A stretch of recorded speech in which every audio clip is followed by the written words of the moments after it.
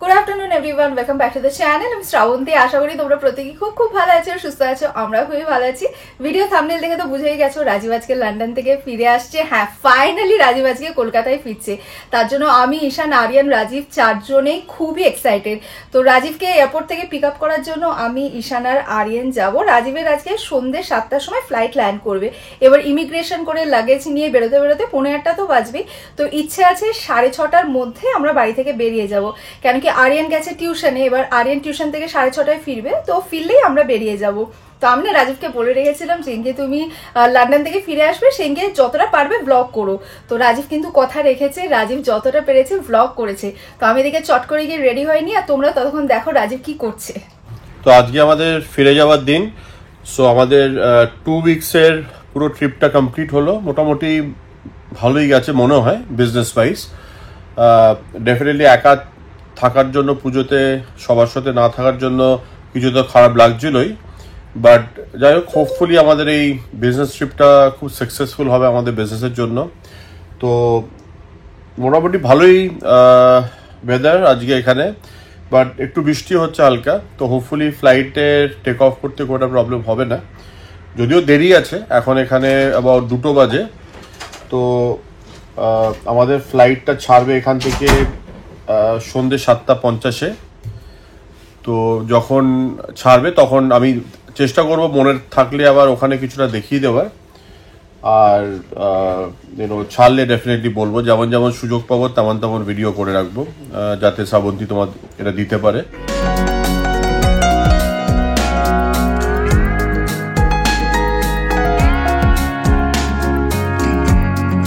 এখন চলে এসেছি রাজ, আমাদের ফ্যামিলি ফ্রেন্ড, খুব ক্লোজ আর কি। আমরা শ্রাবন্তী দুজনেরই, ওর ফ্যামিলি ইনফ্যাক্ট আমাদের খুব ক্লোজ।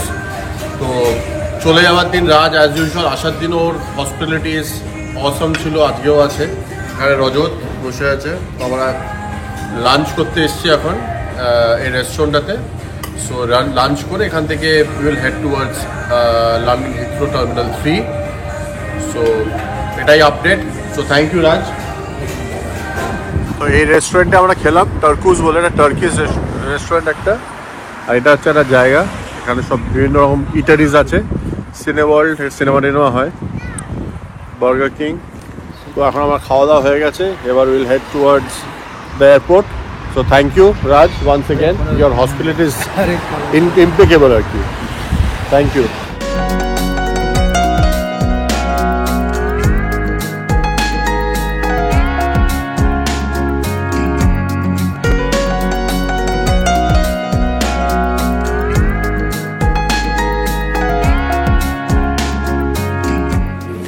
তো আমাদের লাগেজ ড্রপ হয়ে গেল।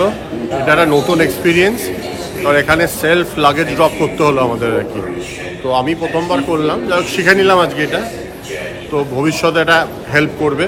তো হ্যাঁ, তুই শুরু কর বাজারটা। তো এখন আমাদের হ্যাঁ করেন এখানে যে আমাদের প্লেন এখান থেকে ছাড়বে হচ্ছে 17:50, উইচ ইজ 7:50। সো এই হচ্ছে এইদিকে যেতে হবে আমাদের। তো এখানে এখন দেরি আছে অনেকক্ষণই। তো দেখা যাক কী করবো। সিকিউরিটি চেকিংটা হয়তো করে নেবো। সিকিউরিটি চেকিংটা করে তারপরে আমরা হয়তো লাউঞ্জে গিয়ে বসবো। এখন দেরি আছে অনেকটাই। তো রজত এখানে কারেন্সি এক্সচেঞ্জ করছে দুবাই থেকেও। ও কিছু পাউন্ড কনভার্ট করে দুবাইয়ের কারেন্সিতে করবে।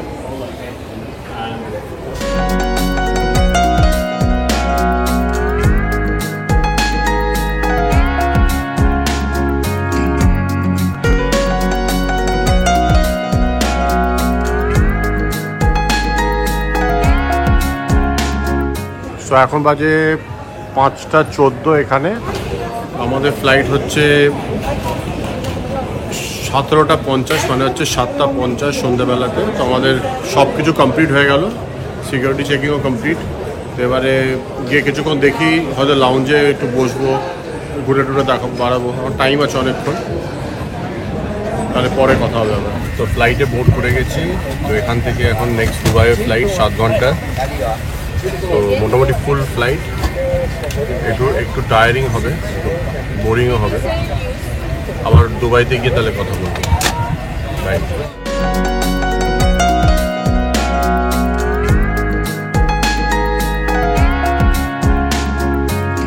দুবাইতে পৌঁছে গেছি, এখন লাউঞ্জে বসে।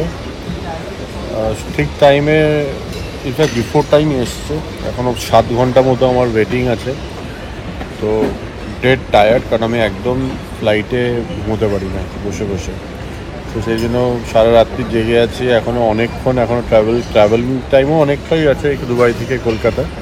তার থেকেও বড় কথা, এখন এখানে প্রায় 7 ঘন্টার ওয়েটিং আছে। তো খুব টায়ার্ড লাগছে, বাট যাই হোক, বাড়িতে ফিরবো, এটা একটা এক্সাইটমেন্টও আছে।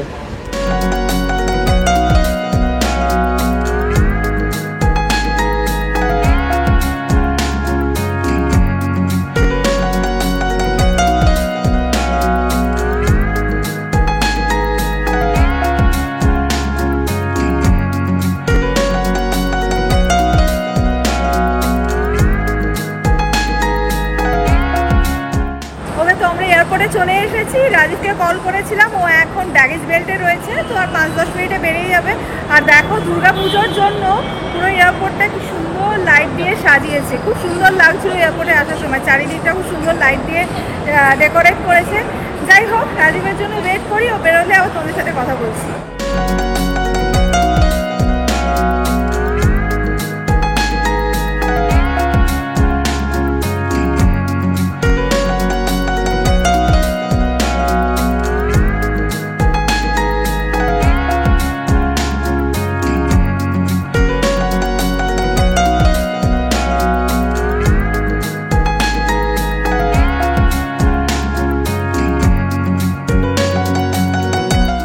এই যে ফাইনালি বাড়ির ছেলে বাড়িতে ফিরে এসেছে।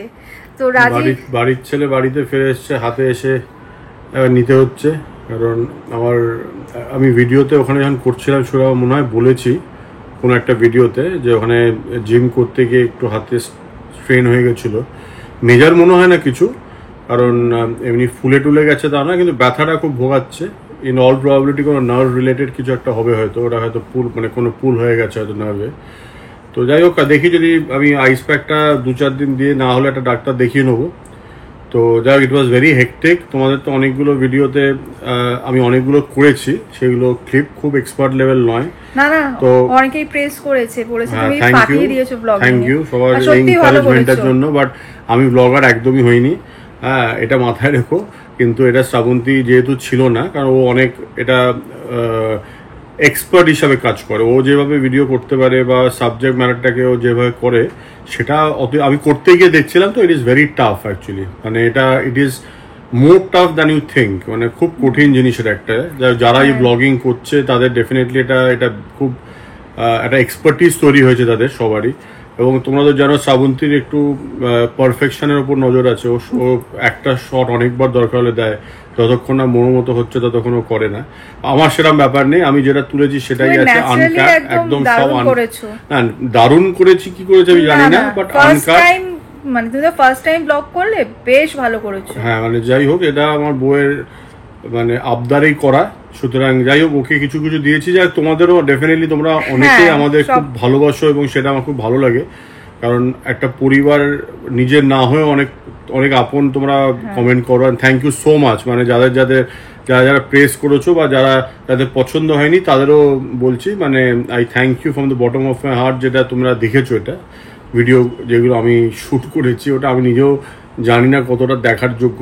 বাট এনিওয়েজ, আর আরও বেশ কিছু দিন আমি যখন সুযোগ পেয়েছি, সেইভাবে অ্যামেচারিশ ওয়েতে যতটা তোলা যায় তুলেছি। এবং আজকে অবধি তুলেছি। আজকে ভীষণ হেক্টিক ছিল, কারণ আমার প্রায় লিটারালি 24 ঘন্টা না ঘুমিয়ে আছি। কারণ মাঝখানে আমাদের দুবাইয়ে প্রায় 7 ঘন্টার লে ওভার ছিল। তার থেকে বড় কথা, এমনিতেই ইকোনমি ক্লাসে তুমি ট্রাভেল করলে ওই বসে বসে ঘুমানোটা খুব টাফ। আর সেই জন্য আমি একদমই ঘুমোতে পারিনি। তো আজকে একদম খুব মানে ডেড টায়ার্ড লাগছে। হ্যাঁ, সারাদিন ট্রাভেল করার পর 24 ঘন্টা অলমোস্ট কেটে গেছে ব্রেক জার্নি করতে করতে। তো এখন আমি ফিরে এসেছি অক্ষত, এটাই বড় কথা।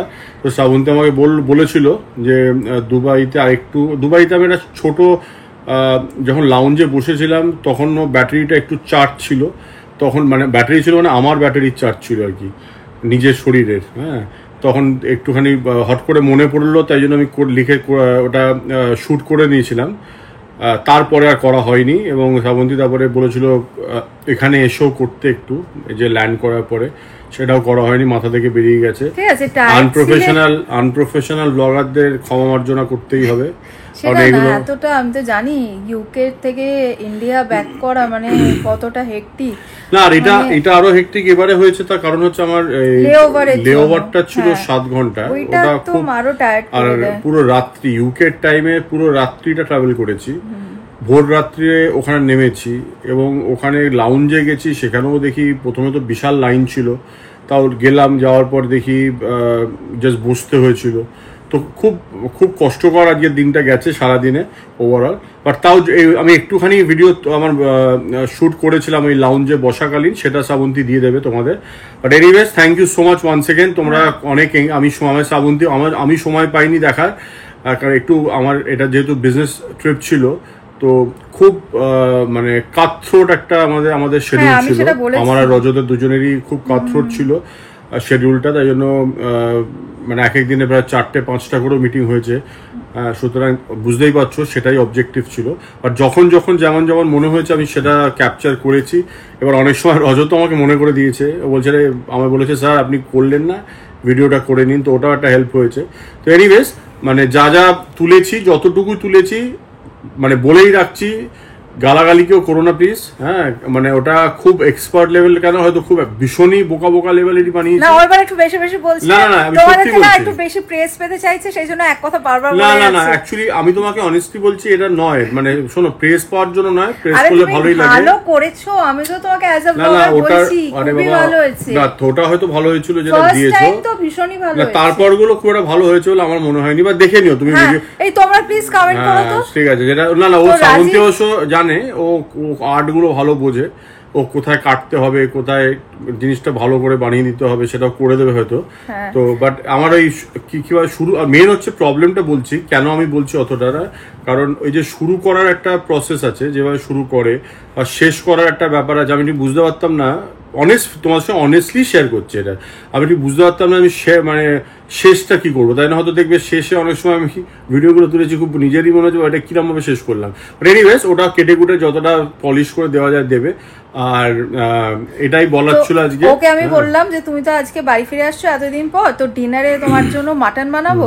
বললো না একদম মাটন না, আমি ওখানে অলমোস্ট রোজই ল্যাম্প খেয়েছি, মাটন তো একেবারেই করো না, এর থেকে তুমি ভাত, ডাল, আলু সেদ্ধ আর অমলেট দিও। এটা আমার 365 দিনের ফেভারিট ডিশ আমার। হ্যাঁ, এটা আমার বরাবরই বাড়ি এসে ফ্রেশ হয়ে একেবারে ডিনার করে নিয়েছে, তো ওই জন্য এখনই আর কি ব্লগটা করলাম, একেবারে ফ্রেশ হয়ে নিয়েছে, এবারে শুয়েও পড়বে। আর এবার তো জেট ল্যাগ হবেই, মোটামুটি 3-4 দিন তো জেট ল্যাগ থাকবেই।